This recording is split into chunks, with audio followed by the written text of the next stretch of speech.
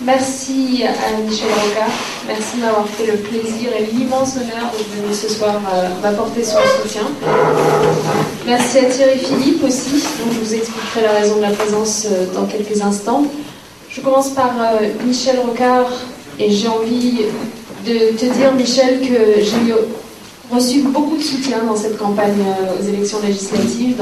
Mais le tien est particulièrement émouvant pour nous. Parce que nous en avons souvent discuté, nous te connaissons parfaitement, nous avons suivi ta carrière, nous avons suivi ta liberté d'esprit, tout ce que tu as pu faire ces dernières années qui ont fait de toi à la fois un socialiste convaincu et un électron libre un petit peu. Quelqu'un qui s'est en permanence engagé pour que le Parti socialiste soit en accord avec son temps. Et je crois que c'est ce que nous essayons de faire aussi avec Jérôme. On vient avec l'intention d'incarner une autre façon de faire de la politique, une façon de faire qui conçoive les mandats non pas comme un privilège mais comme une charge. Je vais passer, si tu me permets, la parole d'abord à Thierry Philippe, qui est là en tant que président du comité de soutien. Je te remercie Thierry Philippe, directeur du centre Léon Bérard, vice-président du Conseil régional Rhône-Alpes. Je te remercie d'avoir accepté de présider ce comité de soutien. Nous qui sommes persuadés qu'on peut allier une certaine conception de la justice sociale, de la solidarité, de la lutte contre les inégalités avec une vraie foi dans la croissance, dans la dynamique économique et dans l'activité. Je te passe tout de suite la parole. Merci Nadja. Je voudrais dire d'abord mon plaisir d'être à côté de Michel Rocard, pour qui j'ai beaucoup d'admiration, et puis en tant que petit-fils d'André Philippe, ça me fait plaisir d'être à côté de lui, et puis vous dire aussi, et vous le comprendrez, que je m'étais interdit toute présence dans cette circonscription tant que mon frère Christian y était candidat. Pour moi, beaucoup de choses sont claires aujourd'hui, et c'est pour cela que je m'engage fermement aux côtés de Nadja Belkacem et de Jérôme, car les valeurs qui sont celles de ma famille, je les retrouve dans sa candidature. L'un de mes malades me disait « il faut croire au soleil, même quand il ne brille pas ». Eh bien, je crois que le soleil dans cette circonscription, c'est nos deux candidats, Jérôme et Nadjat, et donc je m'engage fermement à leur côté. Voilà.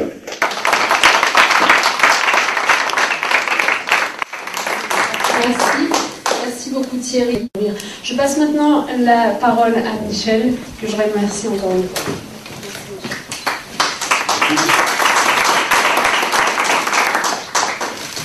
Bonjour tout le monde. L'atmosphère est bonne, mesdames, messieurs les journalistes, merci d'être venus nous accueillir. J'ai beaucoup de raisons de venir soutenir Nadjat ici. Mais il vient de s'en ajouter une que je n'attendais pas.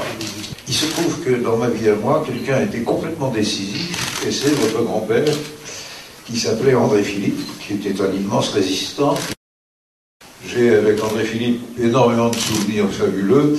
C'était un des conférenciers que je préférais confier à nos séances d'études, des étudiants socialistes et philo quand je l'étais, puisque j'ai adhéré, pour Nadjat, ça va te faire rigoler, j'ai adhéré en 1949.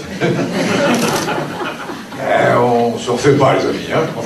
Ça, c'est ma première raison de plaisir que je n'attendais pas, puisque je ne savais pas que Thierry Philippe serait là. Et puis, naturellement, nous venons d'être battus. C'est même la troisième fois à une élection présidentielle, ça commence à poser des problèmes. Je fais partie de ceux, c'est probablement aussi pour ça que Nadjat a souhaité que je vienne, elle a fait une petite allusion à l'instant, qui mène combat pour que le Parti socialiste devienne plus clairement et plus agressivement social-démocrate à l'européenne. Et c'est dans ce combat-là que je suis heureux de venir soutenir les plus jeunes des candidats du PS. Nadjat, bonne chance. Et bravo, et maintenant je crois qu'il faut qu'on se livre aux questions de la presse, sauf si notre ami suppléant fait un mot. Pas besoin. Alors, mesdames, messieurs de la presse.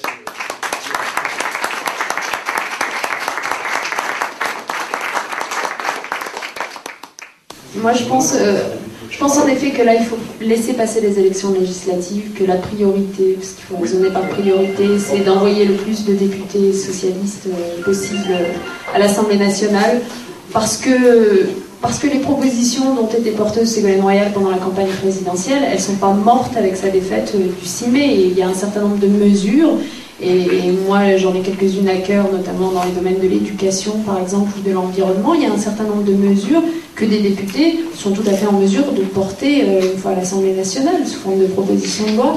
Donc je crois que la priorité, c'est celle-là. Après les élections, c'est vrai que la réflexion s'impose. Et puis peut-être une certaine rénovation aussi des têtes. Je ne sais pas ce qu'en pense Michel, c'est pas du tout un combat des anciens contre les modernes que je fais, parce que je suis très respectueuse des anciens, bien entendu. Mais moi, je pense que le Parti socialiste, s'il veut entraîner l'adhésion des Français, s'il veut que les électeurs se sentent représentés et bien représentés, doit peut-être donner une image plus diverse que celle qu'il donne actuellement. Et c'est vrai que j'estime que ces dernières années, il y a peut-être toute une génération de socialistes, les quarantenaires, les cinquantenaires peut-être aussi, dont on ne sait pas où ils ont disparu. Voilà. Quand le discours collectif est creux, tout orateur est mauvais, même si le jeune est nouveau. Quand le discours collectif est bon, la plupart des orateurs sont bons, même quelques vioques dans mon genre.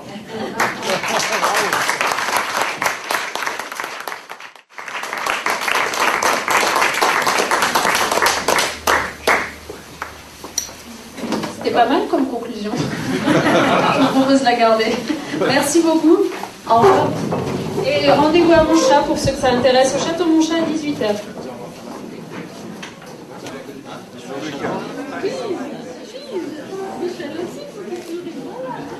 Oui,